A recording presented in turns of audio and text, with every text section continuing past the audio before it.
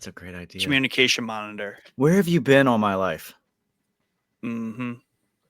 You talking to monitor, I hope. I'm talking to you. You guys ready to do this? Yes. What are we doing? All right.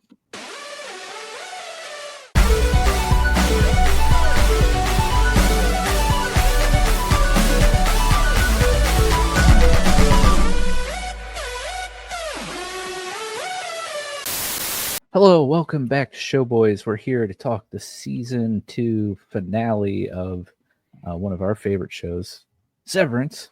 And like we promised, Who's that guy?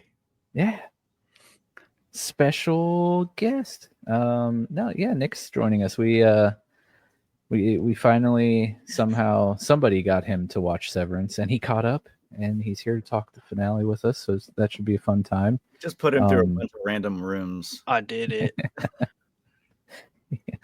Yeah, Bianca was the nurse on the testing floor, and Nick was Gemma, being walked through all the rooms, aka episodes of Severance, to get caught up. But we're here, and it's gonna be a fun time. Nick, how you doing, man? It's been a while. Doing good. It has been a while.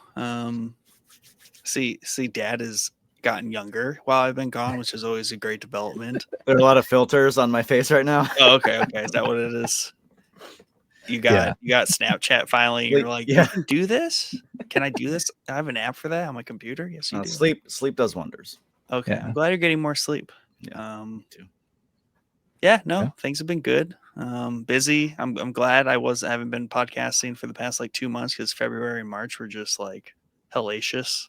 Yeah. In the personal life realm. So maybe I guess I'm without option. I've been conned into podcasting 3 times this week. I don't know how Mike snuck that under the radar, and then It's Mike, man. it's just hey, Monday, Wednesday, Thursday, Every day. Dude, guess what's coming back on Thursday? The Live return streams. of live streams. Woo. We're going to be kicking off the Andor Season 1 recap, leading up to Season 2, of course.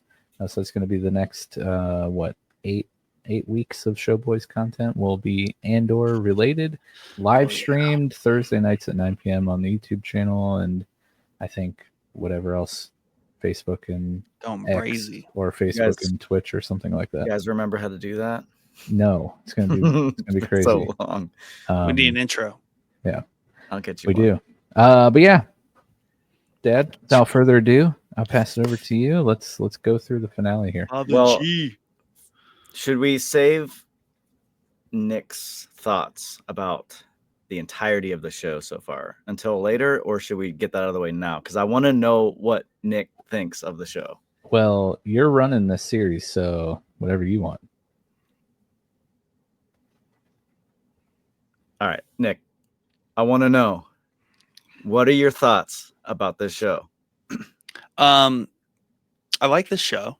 I've managed to catch up to y'all in enough time to make it to the finale. Yeah, you did.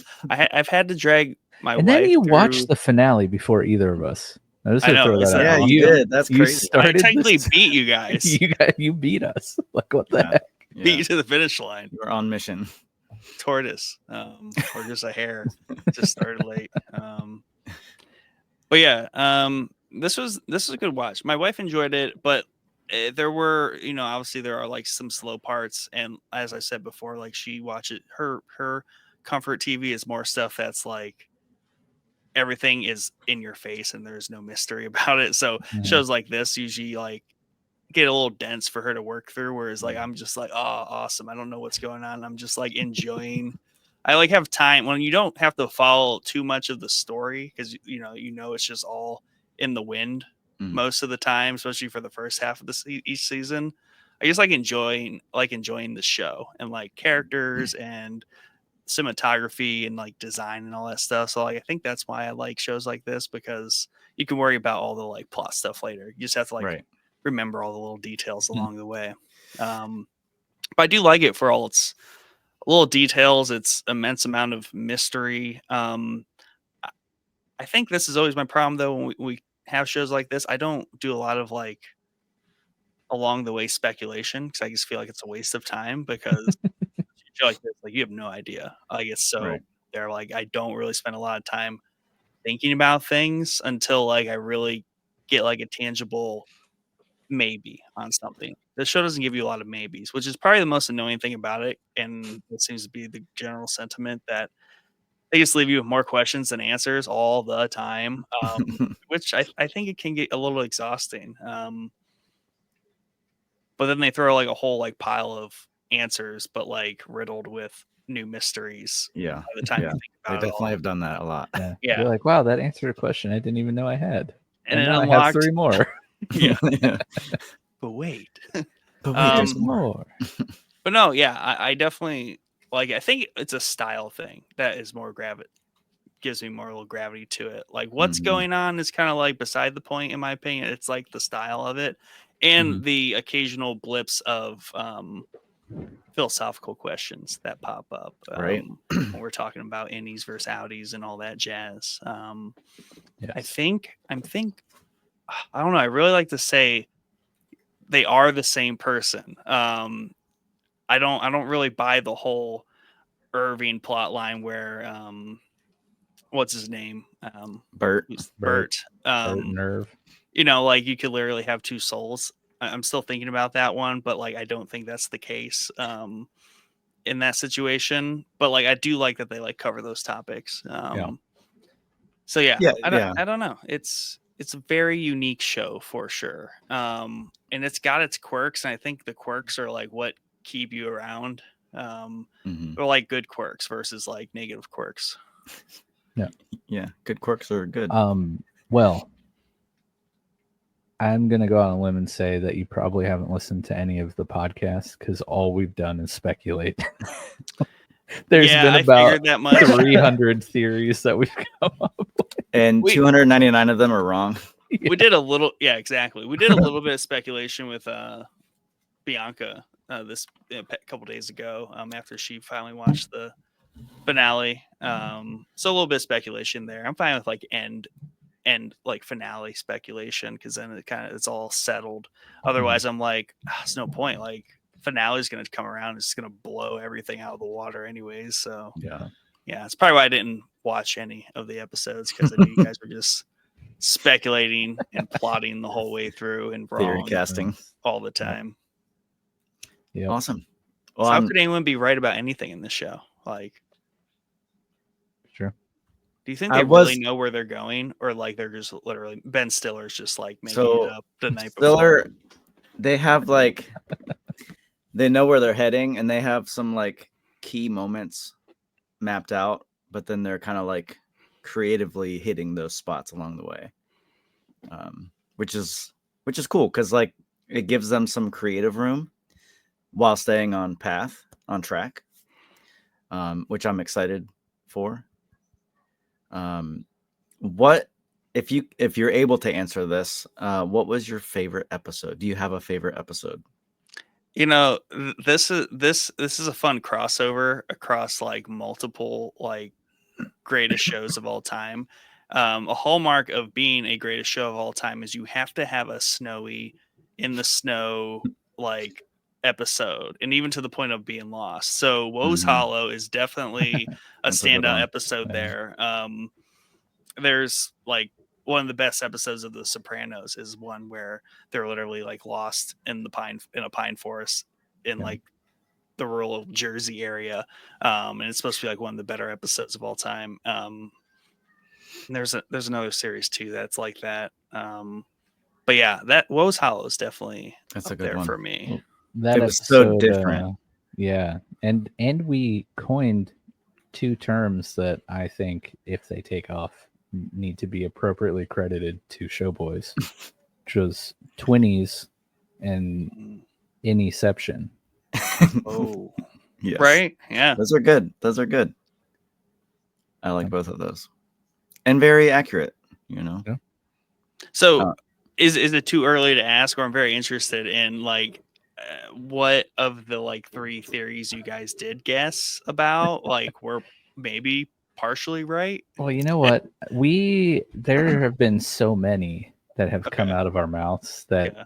I would have to like think as we're going through the episode about all the crazy things that I've said. Dig through the archives. Yeah. I think I don't know if you did, Mike, but I caught on pretty quickly that Helena was infiltrating That was you. the That was you. severance Yep. floor. Tight.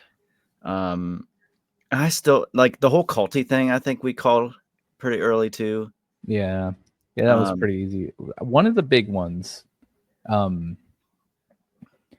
we postulated that the whole goal of Lumen is some sort of like cloning thing. And we're really, or I don't know, Jeff, if you're still on this bandwagon, but early on, this is kind of, we were both like dead set on this, where like, Kier, they're trying to like Palpatine Kier, right? I mean, because you got like the goat farm, which are big for cloning things. You have all the testing that Gemma was going through. Another big one that I thought was that Gemma, Miss Casey and Gemma inside Lumen was a clone, like a replica of Gemma, because the last Mark knew, and well, like everyone knew, is she died somehow. But like maybe she didn't die, but like how did that work out? How did she die but not die? And like Lumen get her body, but like the world thinks she's dead. I think they just abducted her. One of the weird things we kind of joked about was like the town they live in just being like a Lumen, like Like bubble. industry town. Yeah.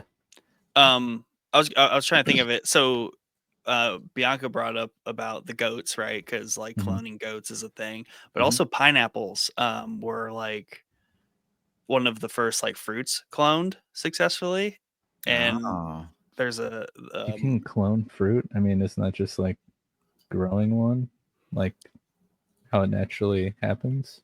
No, it's the same way. It's the same concept. Like you just clone the fruit. Is it like quicker? I mean, it's like cloning a human. Probably not at first, and then it gets quicker until they're just in like goop tubes, and then out comes the pineapple. I don't know. I don't know why cloning fruit just does not compute in my brain. Like just like put the seed in the ground and you cloned it. You said goop tube, and I just remember the part in the intro where Mark's head is on the desk and he knocks over that bottle, and it's the goop that he had to drink after the reintegration, and innie Mark was inside the tube. Yeah. That, and then another Palpatine thing with the intro is like you see the old man like baby crawling in front of Kier. Kier, right? Kier on a but baby like, head, why would they make Kier a baby if they're not? What's the balloon thing in the intro? Like the balloon, the head ballooning all the time. Like there's a lot of balloon imagery. Probably the aneurysm that Mark is having after his basement cranial surgery. There's a lot of. I hate that scene. That was so stupid. They didn't need to show 75% of that scene. Yes. What like scene we are you get talking it. about? Doctor's like hands. She's coming in with the needle like she's like we know there's a Parkinson's. hole in your head, dog. Like you don't need to. We don't need to re-go over that in more detail than the first time. Oh man. There's a lot of references to babies. I think like a gender reveal party, like you have the balloons, like the blue balloons. Maybe it's a baby boy somewhere floating around. That's a Kier. Oh. Go ahead, finish. Well, I was just also gonna say, like with the whole culty thing, is that James is like having sex with all these women to try to make or try to have a Kier like person, you know. And he's like, he made a comment to Helly like, I sired several in the shadows. Like, all right, dude, that's something. Why would you say that to your daughter? I mean, whatever. Yeah, because he doesn't love her. Oh, dude, that was crazy. Like, did she not like to me, a lot of times in this episode, she reminded me of Helena, like the way she looked, like gave her like glares. Yeah, maybe. But I don't see them doing that again because they already kind of did that. Right. How often did you guys catch the like post credit, like just talking? Oh, I watched everyone. I watched Okay, yeah. most of them. Yeah, very most good. of them. It's hard though when when you're binging it because it automatically skips and you want to move on to the next one. So Yeah. Right. we got duped out of like definitely the first season worth of those. Yeah. Oh but yeah, the I one- didn't watch any of the first season, but season 2 Okay. I was like, maybe they didn't do them in the first season. But the one that I did catch was the actor for Helly and Helena. She's talking about, and I think it was after the scene with her father at their house, that giant concrete box in the middle of the woods, dumbest house for I wish you'd take a them raw. trillionaire. Eating her egg, dude. Her eating the egg like really messed with me. I was like, why is she eating the egg this way? Like she cut it, and then I was like, okay, cool. You didn't cut it in half. You cut it in like a tenth, and then you cut that tenth in half. And I was like, what is happening? Yeah. Why are and we then eating she this cut egg? like a sliver of the white, and then when she had the sliver of the white, she like cut it again, and it's Yeah. like. And then he made his comment, and and then she put the fork down. She was done. She was full. Yeah.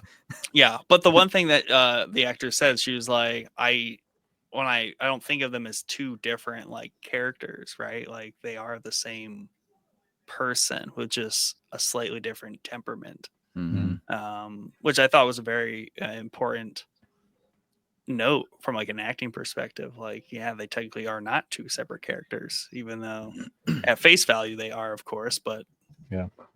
how Well, close those two characters are, it's like playing twins, kind of. Yeah, and this season like really played into that whole debate a lot with a lot of the different story arcs throughout. But I was going to say about the balloons, maybe it could just be a fun reference to choreography and merriment and Mark completing Cold Harbor. Big party. The celebration and some crazy I dance. can't wait to talk about that. That was my favorite part of the episode by far. You're messed up. Dude, standout character of the season, I think, goes to Britt Lauer. She was phenomenal. That's Helly. Yeah, Helly, yeah. Yeah, she was. Mark, also great. But yeah, let's kind of dive in here. How you just gonna do Milchick like that? Yeah, dog. I was waiting for the Milchick shout out. What? Oh, dude, he's amazing. He got season 1 shout out probably. His moment. Dude, when he runs Drummond. Out, he went off on Drummond. Great. I was cheering for him during that part. I love how he goes like all feral on the vending machine when he finally gets out of the bathroom. He's got like his like Spider-Man like pose. Yeah. He was. That was crazy. All right, so start at the beginning. Yeah. We're at the birthing cabin with Mark, Devin, and Kobelvig. I will always call her Kobelvig, just so you know, Nick. Yeah. Very cool interaction. We don't have to go through every bit of it. But I loved how they talked, how Mark talked. How they eventually it just combined, like it looked like they were having a face-to-face conversation. Yeah, I loved it. Cool. And then the whole part that really messed it up for Audi Mark was when he called Helly Heleny. And like Innie Mark was like, her name's Helly. First off, it's Helly. And he basically makes the comment that it just shows that you have no interest in us. And you only want something or talk to us or take an interest when you want something. There's a lot of good points made in that conversation about reintegration is great and all, but I'm, definitely whoever's on the other end of that is 95%, if not more, you. And like, I get all but like 200 days, whatever. Yeah. Add up all those hours. And like, so like, I mean, that's a good point. I mean, from Audi Mark's perspective, like, yeah, I'm just kind of catching up on, 8 hours a day for 2 years of memories. Whereas like the innie is just getting dumped on, like buried under a lifetime worth of memories that fortunately doesn't care anything about. He used to thought they were cool. Right. when he got to hang out with his girlfriend in the in the counseling room. Yeah, it was so interesting, the back and forth, especially because like Audi Mark was not expecting any Mark to like put up a stand. Just he's like, no, and Audi Mark's like, well, what do you mean no? Like, I'm you, I'm telling you yes. Like, Yeah. I'm the captain now. But yeah, it just continues on the conversation of like, are they separate? Are they individuals? Right? Even though they're the same person, they Well, they are like two different lives, two different consciousnesses, so to speak. And Mark's like, bro, you're about to delete me. yeah. Well, any Mark believes that he is his own like he is a person. Like Yeah, they all do. he exists. Yeah. So Audi Mark, things kind of escalate and he's like, can't you just trust me? And then any Mark just says no. And then Mark calls for Kobelvig and Devin and says he's acting like a child, which he kind of is. Like, Right. he's got the mindset of a young teenager, like full of hormones. I like any scene that Devin's in. She's great. Yeah, she's funny. Great supporting character for sure, especially for Mark. Like, she's awesome. Dude, their banter back and forth is so fun. Tell me what you think about Rickon. Her husband. Yeah. Oh, I love him so much. He's awesome. I like that whole arc with the book getting in, like all that was just great. I don't know, like I don't miss him that he really hasn't been around for the later half of this season. But I do look forward to his return. He's just a really odd character to like love or hate. Yeah. He's bizarre, but ever since that like first dinner party where the personalities of this like just group of just like weird ass people like communicate, like I love all those scenes. And yeah, I don't know what the one with the one friend like doubled down on him just being like a douche because when any Mark like finds the baby but he takes credit for it. Yeah. I didn't quite follow that all the way other than just like doubling down that like his group of friends suck. I don't know. Like this is all interesting interactions. I'm also just a huge fan of the language of how like Rickon and Milchek and a lot of them, anyone involved in Lumen, just how they speak. It's just like so extra, but I love it so much. So speaking of how they speak, after they like any Mark has like an explosion, like kind of, he's done with the whole conversation. Kobelvig says they'll discard you like a skin husk. That's just a normal phrase you say to people. Yeah, that's what I tell my bananas every time I peel one. Okay. Kobelvig also explains that the numbers are Gemma, a doorway into your Audi's wife's mind, a new innie for each file completed. We learn that there are 24 files that he's completed. Now it'll be the 25th. I think there's significance in that number. I don't know. I didn't really look into it that much, but it's very celebratory. Yeah, it's like the different tempers, but there aren't that many tempers as far as I thought there was like 8 or 4 tempers. 4. 4 tempers, and then weren't there like 9 something else's?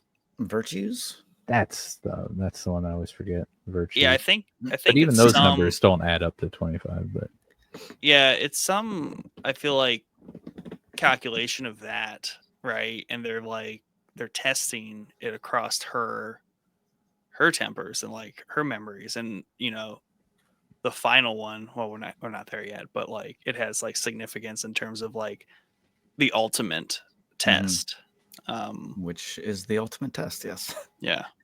So what, like, what are they testing though? Like, So because they like, we see, especially with the birthing cabin, it seems at face that like Severance is basically to create a trauma slave for you, right? Whenever you yeah, don't want to experience trauma, you just go somewhere where the Severance switch is flipped.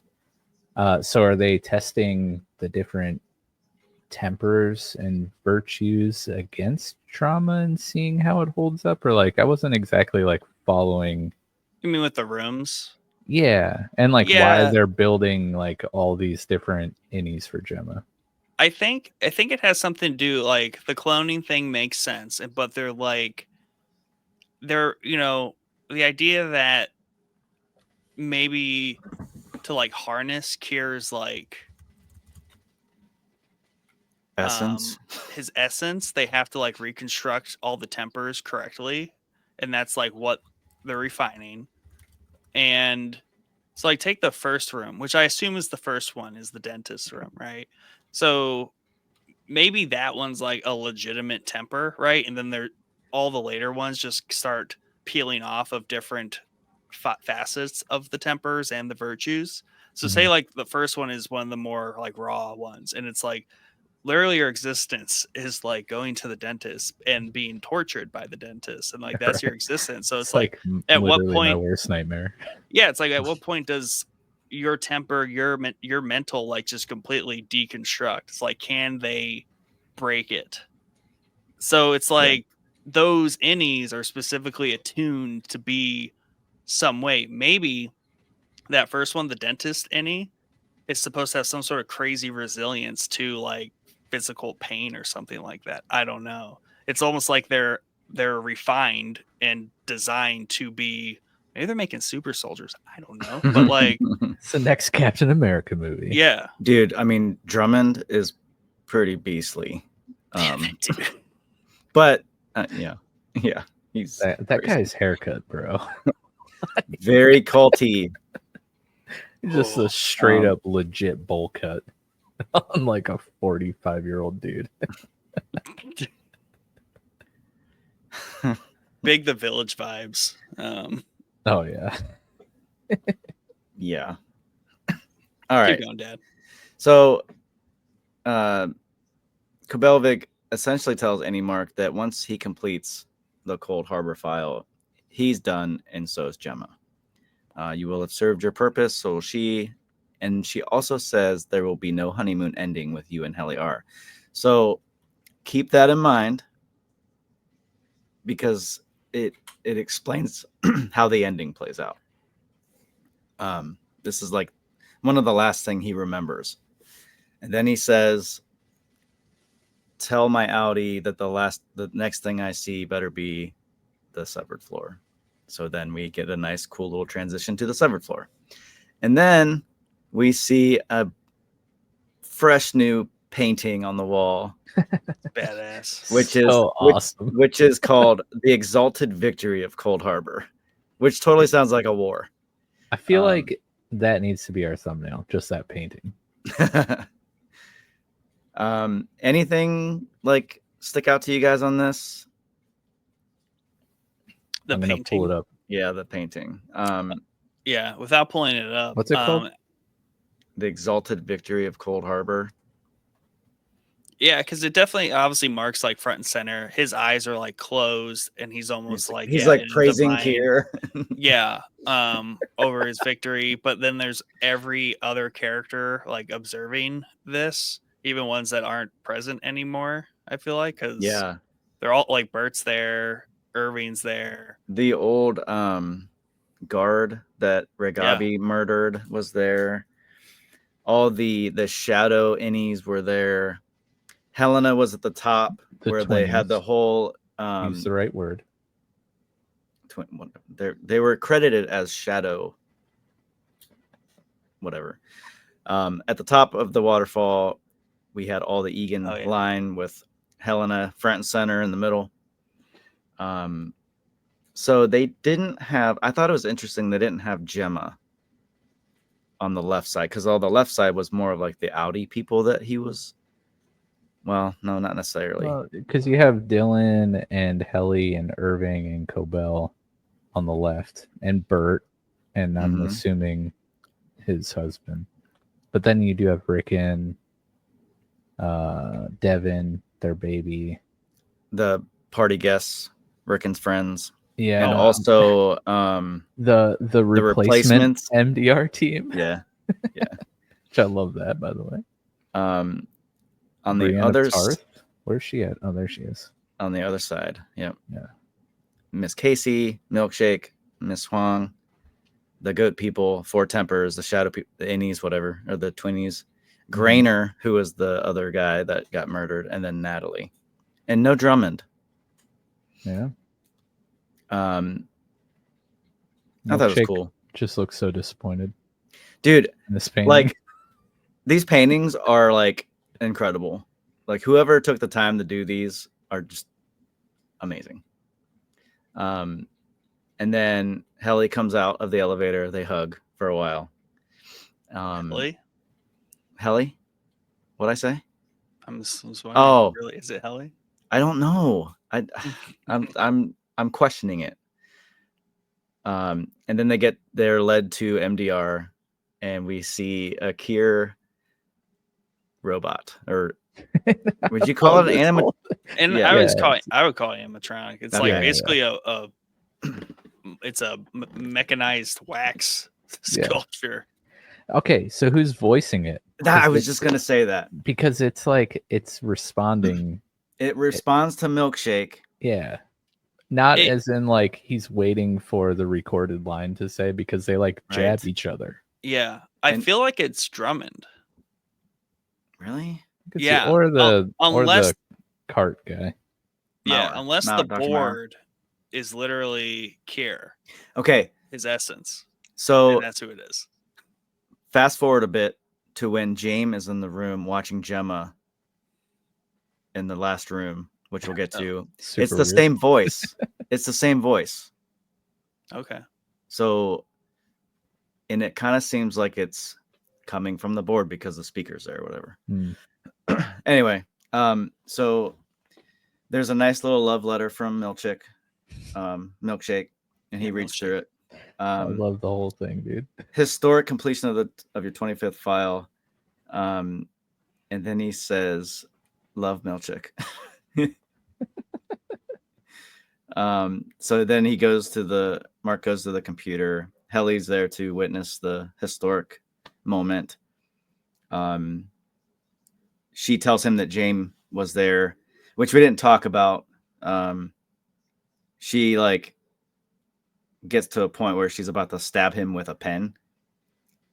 And like the whole conversation leading up to that moment was him saying that he didn't love his daughter, that he sired a whole bunch of people, and that he didn't see Kier in Helena anymore. But then when she kind of like goes to kill him, and he's like, there he is.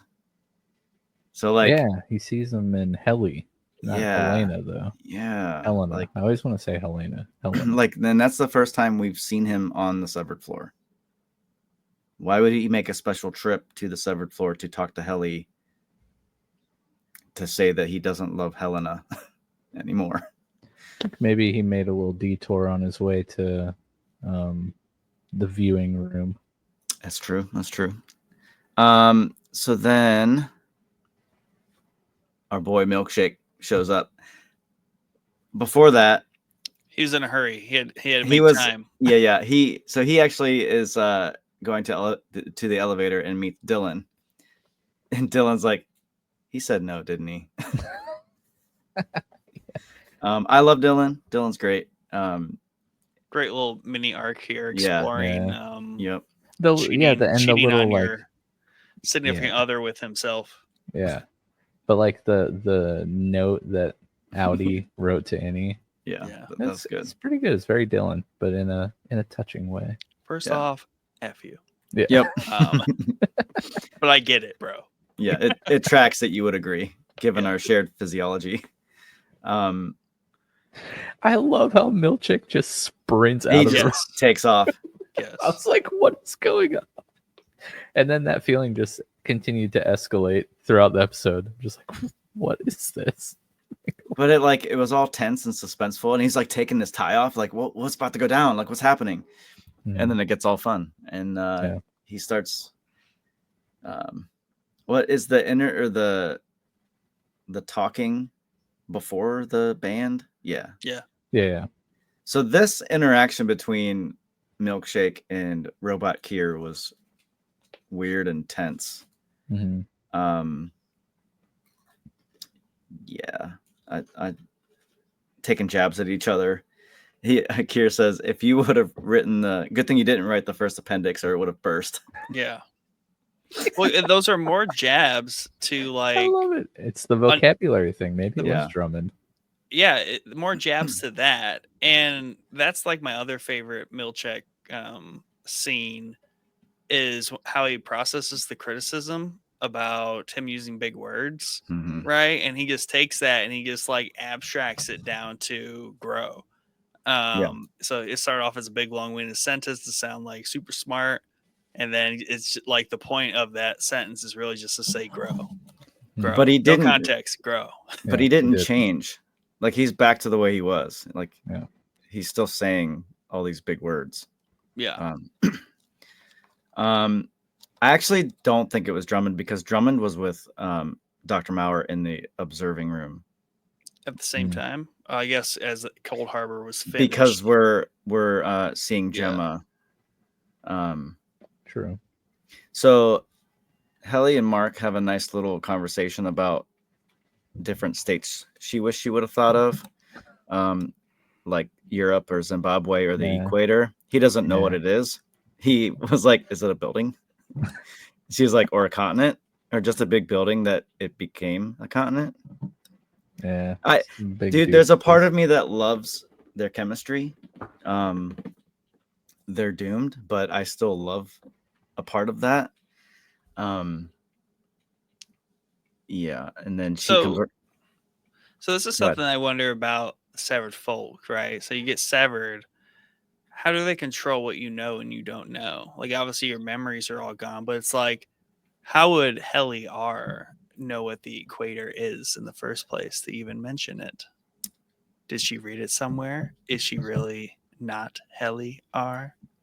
I think depending on what kind of programming goes into the chip determines what is known. If you get to know the equator or not, like the term, but not the definition. I mean, because they know some things, but like Mark didn't know what a freaking torch was at the Ortbo.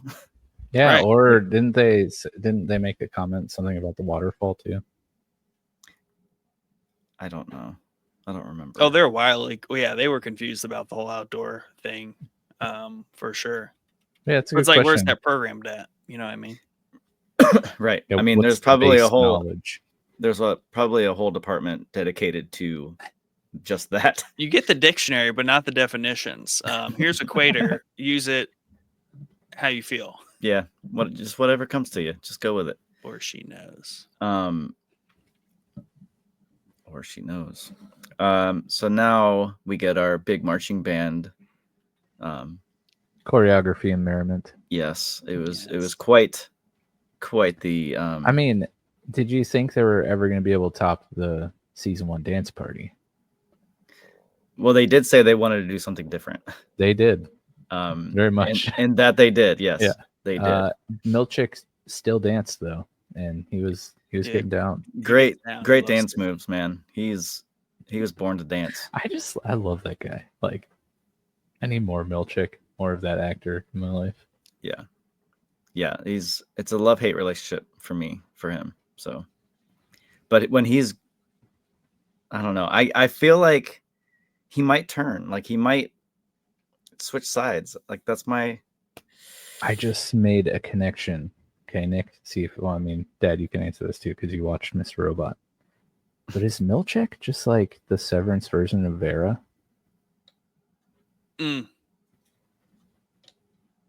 my mind, he is. Oh, you mean just like from like a topical like character? Just like a real goofy, like weird blend of antagonist characters, but like not like a main character, but kind of like your favorite character, but like Right. a good Like- villain. Like, Yeah. is he a I'd good say that's guy a or? fair analogy.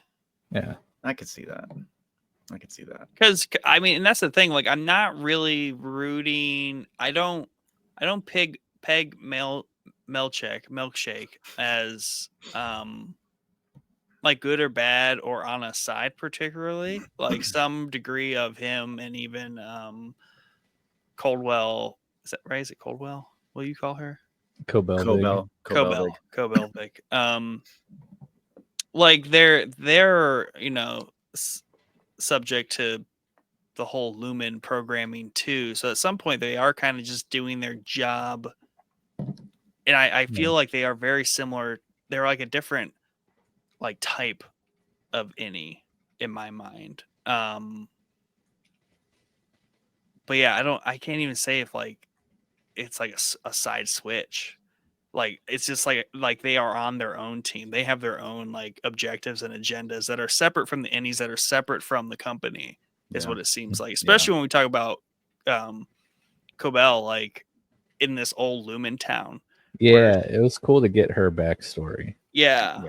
And even navigating like that family, like that was her aunt who was her mother's sister, obviously, but lived with her, like that whole dynamic. And yeah, it's child labor, all that stuff. It really would be interesting to get Milkshake's backstory because like Cobell was kind of like not like born into this, but like kind of like raised into it as a young child, went to the whatever Egan school for girls or whatever, and went through the Wintertide Fellowship like Miss Huang, and she actually invented the Severance thing, which is crazy. So she's like been all in for basically her entire life. But like, where did Milchick come from? Like, was he just a person who worked at Lumen and then eventually got into this, or like? I think him and his underling, Miss Wong, I think they're a different situation than Cobell. Like I think Cobell reminds me of like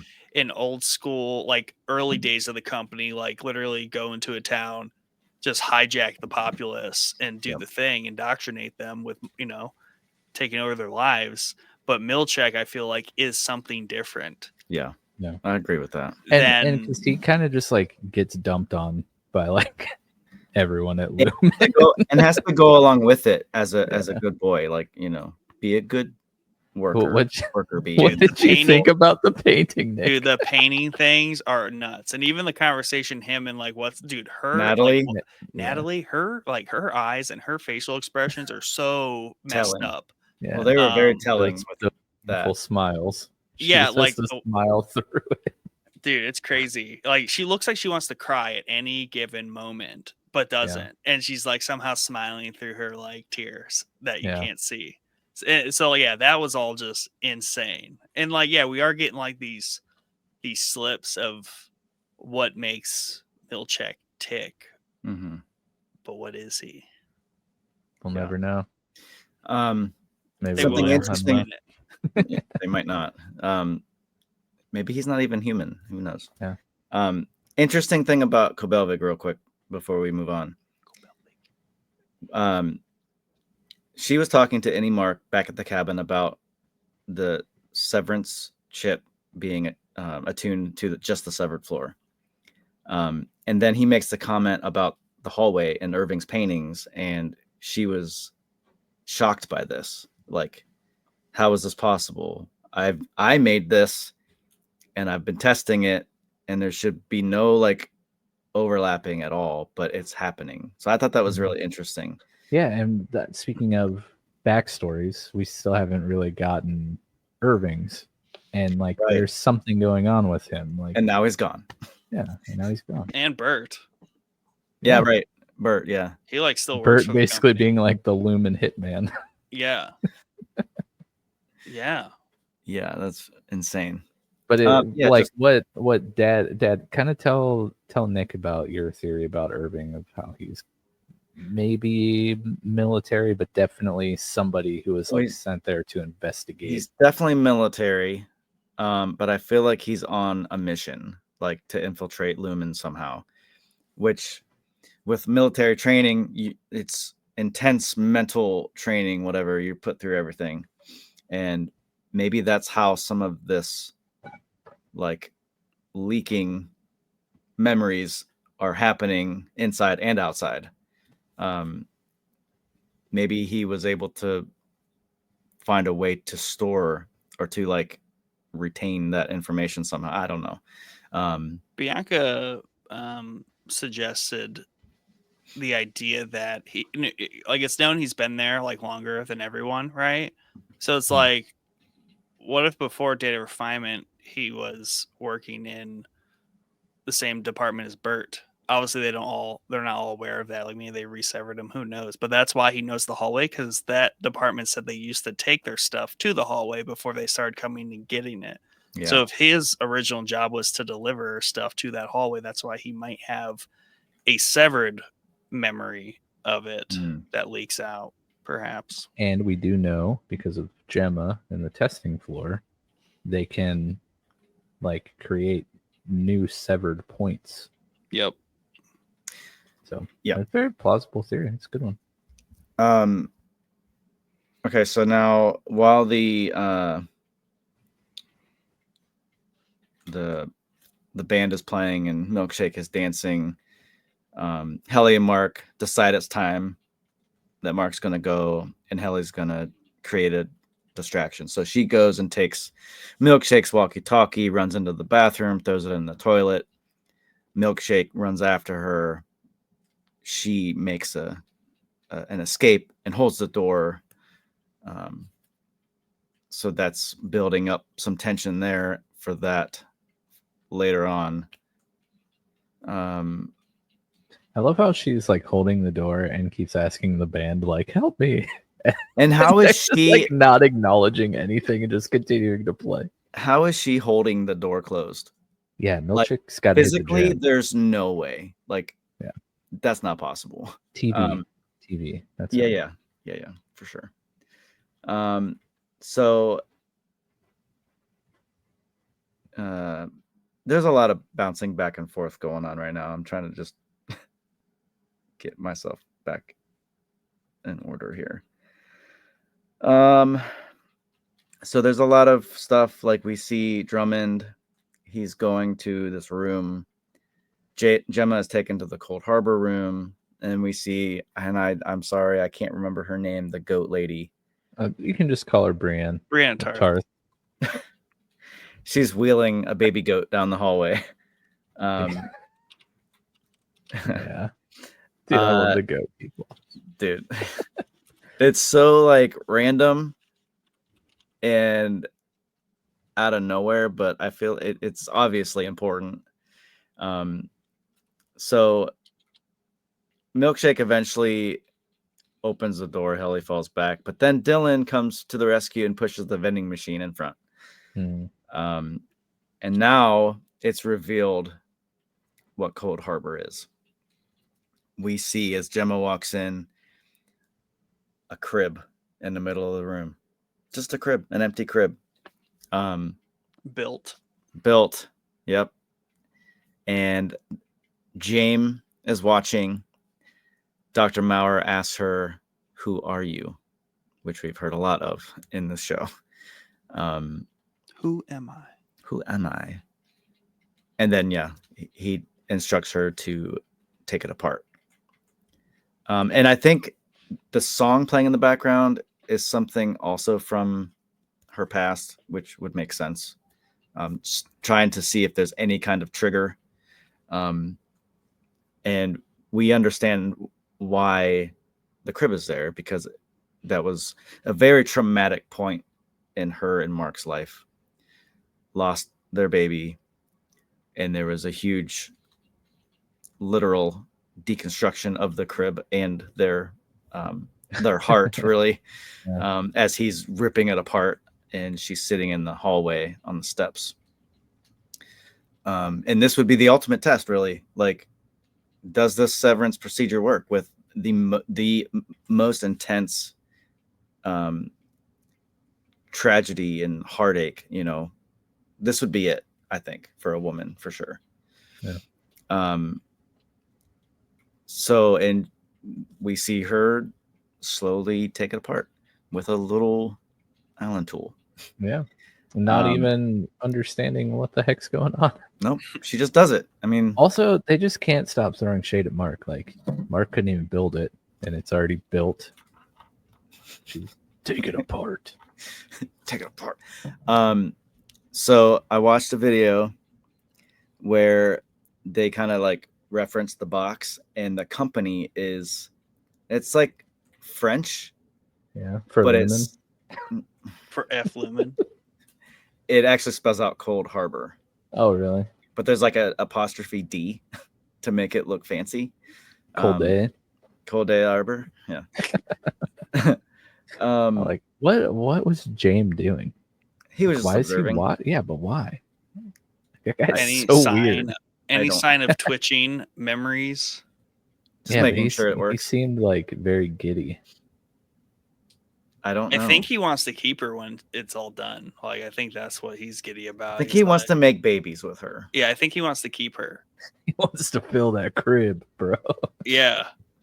With All babies. 25 rooms worth of crib. Yep. I like that. That escalated quickly. So then we are with Drummond. He actually like finds this secret door in the hallway, and he just pushes it open and goes inside this room. I mean, he knew it was there. Well, yeah, but it to us, it's like, what's he doing? How many of those are there? Right. And crazy. I think they were, I don't know if it was like a post-credit interview thing where they were talking about like the office building, like it's an actual place. But so you have all the main places like Milkshake's office, the break room, MDR, they're all like in place, but they like rearrange the hallways like for different scenes and whatnot. I thought that was really cool. Interesting. But I wonder if they actually do that somehow. If they're like reconstructing during the day or during the after hours or whatever. Well, I mean, it's crazy. They have basically, I was thinking about that early on, especially when they like installed the doors, right? Yeah. And technically, they can just ask the Audis to be like, "Hey, just don't come to work for a week." You know, Or I a mean, weekend. literally, yeah, or a weekend. Like, doesn't have to be much. And then, he's walk in, new layout, new everything. Yeah, it's them changing the halls like on the set though would make it would make their like being lost like reactions or whatever so much more legitimate because they probably were like, I can't remember which way. I think it was said in an interview where someone said like they got lost several times on set because they changed it so much. They just don't tell the actors. They're just like, go do your thing. But it's like good immersion. Yeah, total immersion. So this scene with Drummond and Goat Lady, I'm not going to remember her name to save my life. Brant. I'm sorry. Come on, man. Brent. Okay. So essentially what's happening here is we're doing a goat sacrifice. Yes, her mammalian friend. So what did she... yes. There's a bunch of weird things happening.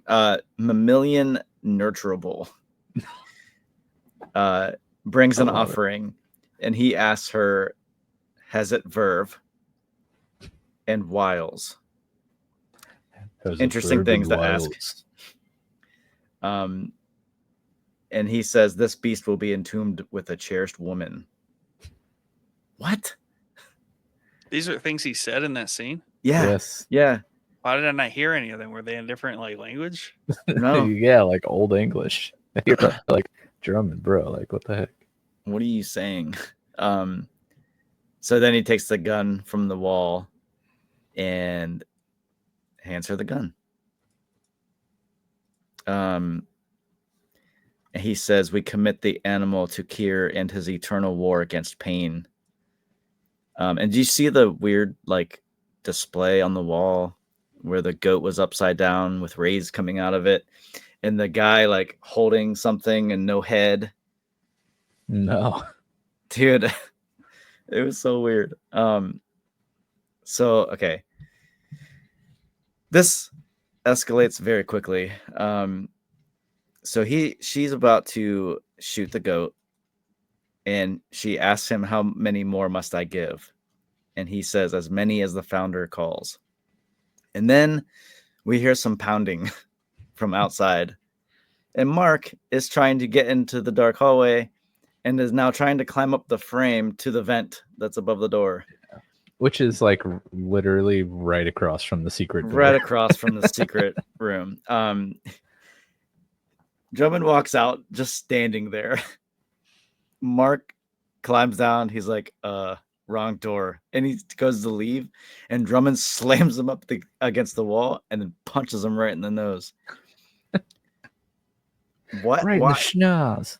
And then he tries to run, but Drummond slams him against the wall again. And then Mark bites his arm and tries to run away. Drummond kicks him down, and Mark tackles him. And then this part was crazy. Like, Mark was trying to like crawl away. Drummond picks him up, swings him by his legs, and smashes him into the wall. Like, dang, bro. Like, and he wasn't even like, there was no momentum, like barely any momentum. And he just like nothing. And then he climbs on top of him and begins to choke him out. And then our friend Brienne of Tarth. Channel Turner, Brienne of Tarth. Which was freaking cool. And I even made a note. I was like, I'm sure the she got her Hound rematch. Yeah, exactly. The Game of Thrones fans would love this, right? Yeah, no, it was very satisfying to see her back in action. But also, so I was just thinking about this when you said about like Mark biting him. So to like an alien species, is that just like one of like humans like gaffes or something? Like, we just bite you on, like, we have no other option? Because that's so many fight scenes in media where it's like whoever's the underdog, or even not the underdog, just if you're in a tough spot, just bite the other person, and that instantly just makes them release you. I mean, that would because it hurts. Yeah, that would make me let you go if you bit my arm. Yeah, it's just it's just like our go-to like defensive thing. We bite you. Yeah, we've taken one from the animal kingdom. You're like, oh yeah, that seems to work pretty well. Yeah, I'll add that to the repertoire. Use it sparingly. Yeah, exactly. You don't know what you're gonna get. That's for sure. So Mark talks her down from shooting him. Yeah, and she lays it on Drummond. Like, she's beating the crap out of him. She's tough. She tried to murder him right there. She's like, no going back. I'm going back to my field indoors and going to defend ourselves there. So Mark is leading Drummond down the dark hallway, and he turns, and she says, "Thank you." And Emil thanks you. Emil is the name of the goat. Yes. In which Mark says, "Oh, okay." So they get in the elevator, and as Mark is explaining that as soon as he changes, and then he shoots him in I think it's like right here or in the neck, like in his neck. Yeah, like he starts gushing blood all over Mark, and Mark's like, "What is going on right now?" It's so awesome. So the elevator door opens, and Drummond falls out conveniently because the doors just keep like opening and closing, so he can make an escape later, which is perfect. Yeah, very nice. So the Audi Marcus seems like a really well crafted plan. He's like, "Oh, that worked out." Yeah, little terrifying, but okay. Could you imagine that? We can roll with this. You come to consciousness and you getting sprayed with someone else's blood as they die next to you. And you're holding a gun. It's like, what just happened? Like, but like, that's the cool thing is like, it's not just like the Audis or the innies who come to every time the elevator like drops and opens up. Like, Mark was like, last thing he knew, like he just went to work kind of. Right. Literally the next second, like murder. Right. What do I do? What is my job? Damn. Things just got weird. So Mark is now going down the halls of the testing floor looking. I assume he's looking for the Cold Harbor room because he at this point is aware of what's going on. Finds the room. The nurse is there freaking out. This part was hilarious too because he's like shaking the gun at her and like they're yelling back and forth. And he's like chasing her down the hallway for a second, shaking the gun. And then he goes back to the door, tries to open it with his hand, and it doesn't work. But then he uses the blood of Drummond to get in, which was big, awesome. Big brain. Big brain moment. Big brain moment on Mark. So he's in the room. At this point, Dr. Maurer and James are freaking out. He walks in, she freaks out and is like prepared to defend herself because this dude that she doesn't know is covered in blood and is just here. And in theory, since this is a brand new innie, like she's all but 5-10 minutes old. Correct. Yeah, she literally no has other no memories. idea what's going on. So, but here's a note about these innies, right? Then our traditional, we'll call them bi-severed innies, versus the 25 inception innies. In theory, she is all but 10 minutes old, as an innie, which is a wildly different beginning than all the other innies experienced on the table. Like it took them days to like integrate and like figure out that this is okay, more than likely. Took Helly R like a whole long season. time. Yeah. So it maybe it's something they're doing when they generate these innies. They're just like completely clean slates. Like they don't even have to go through the shock of becoming innies. They are just blank canvases. Yeah. So like the next step of the innie. Yeah. Evolution. Where they don't have to deal with even the drama of having to balance like outie innie relations and, you know, tuning the innies to their new life. So that's something they're doing there with these new ones. It's like next level Mach 2. Yeah. I wonder how much of that is based on the person's personality, you know, because like Helly R's pretty feisty. But like so is Gemma.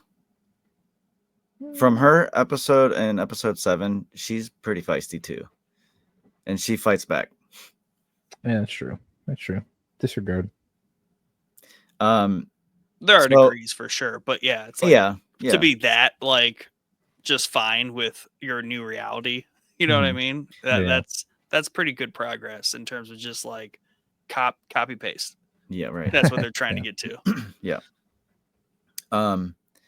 So Mark eventually convinces Gemma to leave with him. Slowly, yes. He's telling her before that he's her husband. We had a life together. Maurer is saying, don't speak to that man. He's here to hurt you. And then he reaches out for her hand and she takes his hand. And now Maurer is like running down the hallway, which is so goofy looking.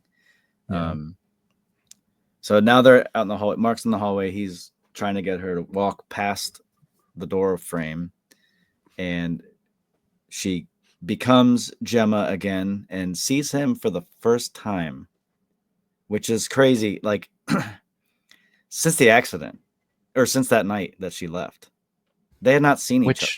Which was like 4 years? Because didn't he say in this episode with his conversation with himself that it was like a while before he 2 started years even at working? Lumen, and then there was a year which probably went by where it happened. Then he lost his job. Yeah, so there's a build up to Lumen. And that there was a period of time before he became severed to deal with the loss. So it had been quite some time for both of them. Yeah. like, so this moment was huge, like, Yeah. and it felt crazy, and it was, and dude, I've been waiting for this moment since season 1 when we found out that Miss Casey was his wife, or is Gemma. So it was great. I loved that moment, which built up the urgency to get out even bigger, and then the alarm triggers. So before that, Helly is talking to the band to try to get them to side with her and against Milkshake. And then now this is when Milkshake builds up his superhuman strength and kicks over the vending machine and goes all crazy man and like jumps up on the vending machine. And he's like, oh crap. Yeah. I must channel more feralness. So, and then we're back to Mark and Gemma running down the hallway, and they're being chased by Mauer, and they get to the elevator. Mark plops out Drummond's arm or whatever, closes the door, and before the doors close, Mauer says, "You'll kill them all," which is a very crazy statement to say. Mark and Gemma share a kiss as they go up the elevator, and then they become Innie, Mark, and Miss Casey, which was crazy. A little awkward, and she's like, Mark S. What's taking place? I think I basically, like, this is part of my problem when I watch this type of stuff. I really do forget things on purpose. I forgot she was going to turn back into Miss Casey, so that was a fun moment while watching the show. I'm like, oh crap, I forgot that. I thought they just turned it off. Yeah, right. So I actually jumped the gun. After that, Milkshake jumps on the vending machine. They get Mark and Gemma get to the door to the stairwell, and he tells her to go. And she's in the stairwell, and she's like, "Come on, Mark, we got to go." And he's hesitating.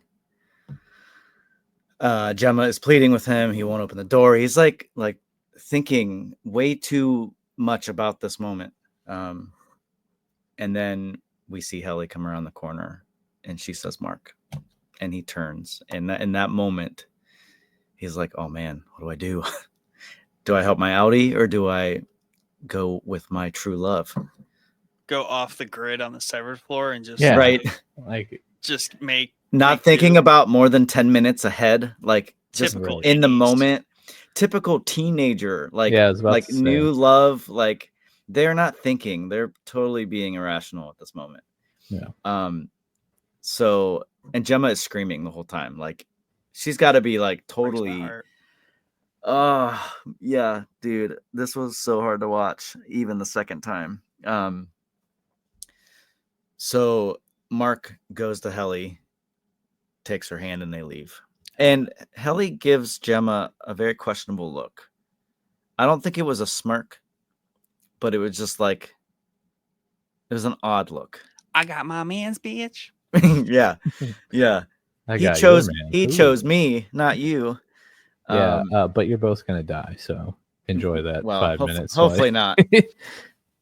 I mean, you literally murdered someone and stopped the entire point of your existence at this company, who is very nefarious. They're gonna kill you. So now they're running down the hall. We got some really cool, like, flowing red lights going down the hall. They share some glances back and forth. Helly looks like she's so happy, and Mark's looking at her like, what have we done? Like, the look on his face was like, I'm not sure about this. I mean, she's happy because she's gonna be fine. Well, I don't know. Her father hates her, so. But James sees Keir in Helly. So maybe there's definitely some speculation to be had. So then we get a final freeze frame on them running. Yeah. And it fades to red. So can I talk about Helly, please, and Helena for a moment? So post like Woe's Hollow, right, when we learn that they in fact, like, she can be doing this very devious, like, double play. You think about the two, specifically how she interacts with Mark, the two versions of her interact with Mark. Mm-hmm. Innie, Heliar, she really, she is always about her own agenda. And like, she really kind of just does things and drags everyone along with her. Right. So it's really, fuck you, Mark. You're being dumb. Like, let's just do this thing and like, let's go. Like, and he ultimately just does it or helps her, right, for all the reasons. Versus when it's Helena, she is very I don't know if it's the right word, but like subservient to Mark, like really kind of like props him up to do things, right? Kind of encourages him to do things. Versus Heliar, I feel like doesn't really encourage him to do things other than like, hey, dipshit, like we need to do this. This is just what makes sense. Whereas like Heli is very passive or Helena is very passive with Mark and just like pushes him in the direction that she wants him to go. So you think about that, those two tempers with this episode, and you see both. Yeah. Especially you see Heliar so dramatically when she first comes back earlier in the season. She's like, what's going on? She's like, we got to go do the thing. And like, Mark's like, whoa, like I'm very hesitant. So I just think about that in this episode because when she comes off that elevator, right after she saw her father as Heliar and was like, what the hell? And then left, comes back. I think she's Helena because she at no point is pushing Mark to do anything. She's very passive with Mark and it's just like, yeah, finish the file. Yeah, let's, this is weird, but it's just the way we got to go. Like she does nothing. Helena doesn't do anything when she's on the floor besides encourage Mark to do things. Mm. Whereas Heliar doesn't encourage Mark to do things. She does them and he follows. So that's why I think you think it's Helena? Yeah. What would be the significance in that? Getting him to stay so he can basically start over? Well, Helena is, I think she's obsessed with Mark. I mean, she wants, she went to the Chinese. Dude, that was so bizarre. Dude, I think even Audi Marquez had to think that was weird. Like, I mean, imagine being part of that company, then all of a sudden, oh look, the like literal heir to the company. Guys, yeah. Okay, remember, Helena, like, said the wrong name. Yes, she was appalled. Mark said the wrong name to Innie Mark about. I don't know if it really means much other than it's like a mirroring of each other. But as you were talking about that, it's like, oh my gosh, dumb detail. But I had to say it. Do either one of you think that Heli is pregnant? Didn't they say? Did someone say on the show, or have I just heard theories? I've talked about it before. Okay. Well, I bring that up because at that same restaurant, the name of it, like half of it was like the lights were out of the sign, and the other sign it was FU, which Fu means father in Chinese, as it showed Mark leaving the restaurant. Possible. I mean, some very wild theories. They did the deed that results in pregnancy. So well, and I think that would twice. That's true. Yeah, twice. He did it twice. Different experiences. He was done twice. He did it twice. So not to get weird. The show's pretty weird.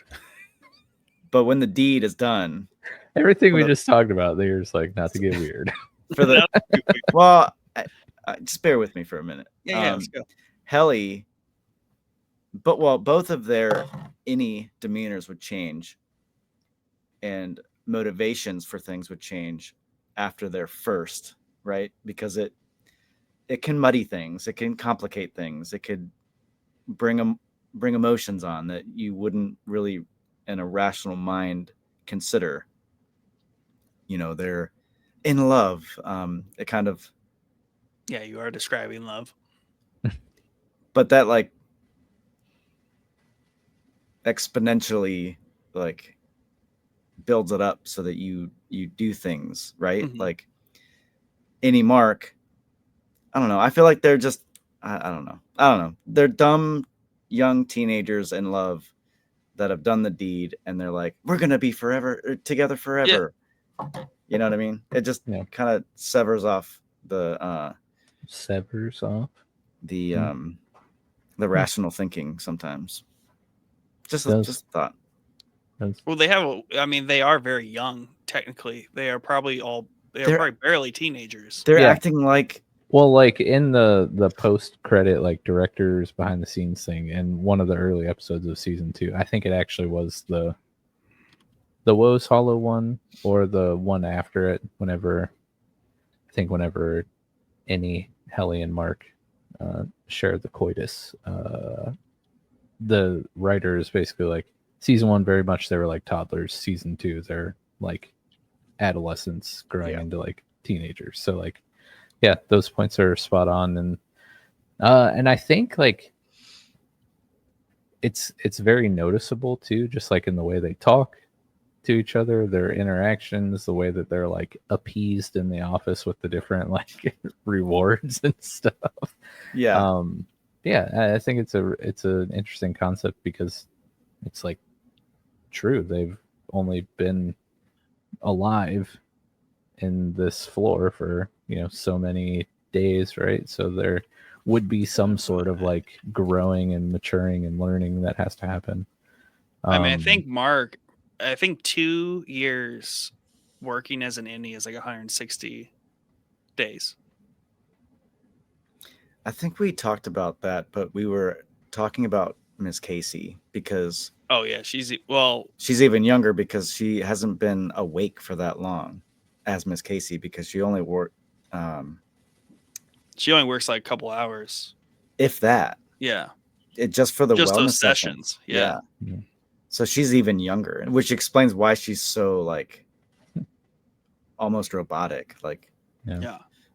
yeah, it's crazy. I love So all the Miss Casey memes though. Like, please keep making them. your Audi loves Pineapple on pizza. Ugh. but Oh, I would never leave the severed floor if my Audi liked pineapple on pizza. I'd be like, can I get a toothbrush down here? what is this? What is this taste in my mouth? Every Get morning. it out. Just in case. So where do you guys think we go from here? I mean, we kind of Season 3 is confirmed. Yes, it so is. There's somewhere to go. Did saw you see the response from the creatives behind it? They were like, we're definitely trying to not have like 5 years between these seasons. So hopefully like a pandemic and writer strike and blah, blah, blah. Yeah. Like Everything. Yeah. Yeah, it was yeah, I read it. It was a post or an article, and they were basically very set on like, oh yeah, beginning of season 3 has to be like literally from the moment we left off. I'm like, maybe, but I really think we're gonna do the whole thing we did at the beginning of this season. We did a bit of a time jump. Oh, there's a little bit. Yeah. Milkshake said what, 5 months? I don't think it was 5 months. No. I think it was like weeks, or maybe maybe a weekend. Yeah, because they later kind of synthesize everything that happened in a tighter timeline where literally they just moved those people over. Yeah, like they were literally on their way out. They were able to pull that together quickly. Mm-hmm. It's they're job hunting or not. You know what I mean? So it's like time doesn't go by too quick. So you think there'll be? I want to see more Great Door. That's what I want to see. I was thinking that we'd see more of those replacement innies. The one guy looked like reminds me of Andrew Schultz. Go back and look at the replacements. You'll see what I'm saying. So how much of a time jump, Nick? It can't be too long because Mark and Helly are on the run. They gotta do something with that, or maybe even in like flashbacks somehow. Yeah, but they're able to at least skip, like, okay, so technically there wasn't a crazy time jump at the beginning of season 2. Once you pull together everything, because they show you what happens in those moments immediately Right. following all of that, for more or Mhm. less, right? So, I think it'll probably start in some sort of jumped forward state, but we'll learn what happened. Unless they want to completely avoid that and do something different and then just kick it off from there. But I feel like they have to slow it down because, like you said, Milchek, like when he runs out of the room, it doesn't slow down from there, and like the finale just keeps going. Yeah. And the finales has so far had such an intense like pace to them in terms of intensity and just like build up, That where urgency. I don't think they're gonna the show starts off much slower because they always craft this web of things that are happening, and they always like to leave you in the dark. So I just think it's just too on the nose for us to be like off the rip, like continue running down the hall. I feel like there's at least going to be a few days that goes by to where Lumen probably gets things under control again, and we find some excuse to keep the innies around. Unless we really jump forward and like we're talking about reintegration and like Mark and Mark are like completely one and they fixed all those problems. I don't know. It could go a lot of different ways. Obviously. Yeah. I I just don't think they're gonna it's just too much at the beginning of a season to like off the rip unless I don't know. There's so many things they could do. And it's really, I mean, it's a lot of this too. I always think about the temperament of the creators. Like, what are they likely to do? Because I could see them not wanting to do what they did at the beginning of season 2. Well, there were plenty of times in this season where you would think that they'd continue down a certain path, but then totally switch direction. Like Sweet Vitriol was a total change of pace. Love the episode, but that's not what I was expecting to What was that see. episode about? That was Kobelvig going to Oh, Her yeah. hometown. her hometown. Yeah. Yeah. So, I mean, I'm not against that, but like, it's up to them what they do, and I'm just along for the ride. Yeah, I feel like there are still a lot of lingering questions and people that are still just floating around out there, like Irving, Bert and Irving. But I'm more interested in Irving and like what he was doing because he had like notes, right, that Bert was reading. He was on mission for something. Yeah, he was investigating something. Like we need to figure out what and who for. Like what's gonna happen to Gemma? She's just chilling in the staircase.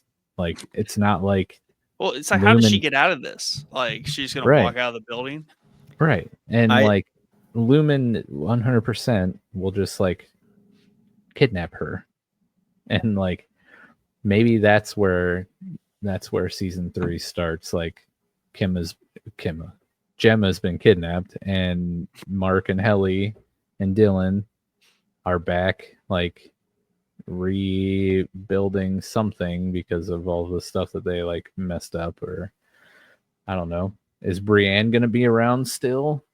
Who's gonna replace Drummond? What's Milchek's backstory? Like what's gonna happen with him? Because the floor kind of went into turned into a giant dumpster fire as soon as he took over. They jump forward and it's Rickon's revised abridged version of his book is now everywhere on the severed peoples. We didn't get anything more Rickon with that. That's what I mean. They dropped off on the Rickon little plot line there where he was getting a redacted version, a rewrite of his book. And like, what's up with Miss Huang? Like, where did she go? Why did Milchek seemingly like expedite the process of sending her out as a Wintertide fellow? Like, what was the point of her character? Because she was after his job. And but like, do you think Drummond is like a Mach 1 Milchek?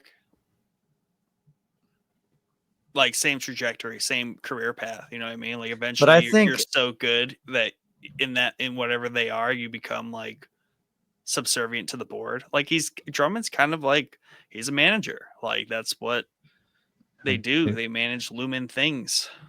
He just managed stuff for the board directly. Yeah, he was the board's hand, that's for sure. Yeah. Yeah. Hand of the board. Where do you think we're going, Father G? I think we're gonna get a lot more Kobelvig. I think Gemma's gonna leave. She's gonna go to Devon, and they're gonna get with Kobelvig, and they're gonna come up with a plan to bring down Lumen. Because Kobelvig is pissed. You know, they stole her idea. And I think, dude, and Kobelvig and James have some history that we didn't really get much of. It just kind of skimmed the surface with their Wintertide Fellowship and that in their yearbook or whatever. I think there's going to be some kind of crazy, maybe I just want to see it. A massive fight with Milchick and the band. Maybe a new we'll never see the band again. I think no. Choreography and merriment better be around. So you remember the O&D versus MDR so cool war? Yeah. I think we'll get that, but with the band and Milchick, or at some degree, maybe they'll send in Lumen Goons. I don't know. I think maybe we'll get another floor. Another floor could make sense. I see this as an iceberg, like the whole iceberg theory, where like the deeper you go, the crazier it gets. And I feel like we're kind of making our way down this crazy iceberg. The 7 levels of hell or whatever. Yeah. Oh yeah. Yeah, I see that. I think maybe we'll get some more backstory with James. More Ortbos, maybe. I really have to wonder about Mark though, because Mark didn't complete. Well, he did complete Cold Harbor, although it got botched because he saved Gemma. I mean, it's technically done. So, like, here's the like those project files, like they're allegedly down with just discarding her, right? So they don't necessarily need her for that to be important. The fact that they are done and tested, I think, is what was important. So, but Kobelvig said that as soon as he was done, they're both done. There's no need for them anymore. So what are they gonna do with Mark? Like, oh hey Mark, you're retired now. You're good to go. Ideally they just retire him. They don't have to kill him because the company really shouldn't be. But they probably would now because after all the killing he's done. Right. Oh yeah. So maybe it's an internal thing, and they deal with Mark themselves. Yeah, he's not safe from anything at this point, unless his sister's able to protect him with like the news media showing up outside of Lumen to save Gemma. Like that's the play that they were going with. Yeah. To out Lumen and everything. I don't know how on board Cobell is with that. She's obviously down to help them, but like I don't know if she's totally down with like take down Lumen. I don't know. Maybe she is because she's so mad about the whole Severance invention thing, but she still has a weird culty loyalist thing. She'd rather, I think, be in charge of Lumen than see it burn down. Yeah. Hey, maybe she sees Drummond's vacancy. Right. And heel turns again. She becomes the next hand boss again. Yeah. The hand of Lumen is Kobelvig. Oh, maybe they somehow salvage the situation, and there is then somewhat of a hodgepodge alliance of innies, outies, and like the Milchick Cobells, where they've recrafted somehow to maintain their existence in the company, but they are kind of counter the management of the company, if that makes sense. Yeah, so I see them spinning something like that to where they kind of like spun the whole OTC to make the innies look like heroes, basically. They they did the newspaper, they made the video, like they found a way to make it work, like to make them continue to work. So it's crazy. Like at this point, I don't know for sure, obviously. Unless the company legit still, like, if not completing that experiment of Cold Harbor fully, like, prevents them from saying, yeah, this is done, and they still do need them. I don't know. Because there was a lot more that should have happened, right? After Yeah. that. Whatever completion. his weirdo testing stuff does. The goat, like, what were they going to do with the goat? What were they going to do with Gemma? Like, what is all this? Like, I think we're going to get, I mean, I hope we get more, answers into that. But yeah, crazy show. Oh, another thing Bianca tipped me off on in terms of when they go to the goat land, right? And they ask to see their belly buttons. Yeah. You wouldn't have one if you were cloned. Exactly. So apparently they are aware of innies that are cloned that are out there. If they're at, you know what I mean? If you're checking, that doesn't mean like it's theoretically possible unless they just highly suspect MDR to be unless clones. They're also just really curious if humans have pouches. Yeah, but none of the innies would be clones though, right? Because they're severed. But what about the twinnies? We don't know about the twinnies. Yeah, but there's also the weird like stories they tell the different departments to keep them separated. So like there's a lot of that too. Yeah. May we see your bellies? Very intentional divide. Yeah. Dude, Bran of Tarth's character is so hilarious. Well, like he was great. Those people don't leave. There's no way they leave. Oh no, they're there. They stay there for sure. That's the way I took that. I just love how her desk is literally in the middle of a pasture that's in the middle of an office. Yeah. Yeah. A very large office space. And there's the dude who was in the Capitol January 6th riots, just like lurking in the field. That guy. We know where he was sent. Yeah. To Lumen. To roam the pastures as a feral. For the rest of his days. Feral innie. Yeah. Oh my god. You wake up as an innie, it's just like new slate, but you're dressed like that. Do you automatically just like adorn that demeanor instantly, that personality? You're like, all right, whatever this is, I'm all about it. Yeah, I guess I'm just like a goat man. Show me to my office. Goat man. Pasture. Goats. I have people to lead. And they're goats. But yeah. No, interesting. Is great finale, good season, fabulous show.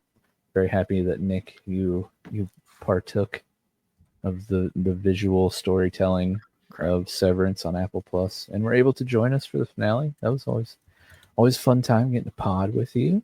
Yeah. But we just speculated, if some of the innies might be retired, and I feel like Dad is about to be retired. Yeah. We didn't get a melon head carving of you or anything. We're sorry. Yeah. I forgot. We're releasing Dad's innie from. Yes, he is. He's being retired. We did forget the melon head. We forgot choreography and merriment. Unbelievable. But thank you, Dad, for your many years and episodes of service. Enjoy retirement. Wait, I'm coming back. It's just a what do you call it? You will sabbatical. be missed. It's not a permanent retirement, guys. That's what all innies say.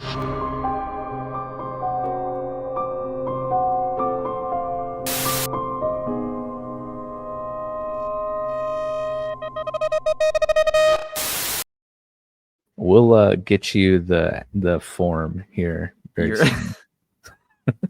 Your timing is impeccable. Thank you.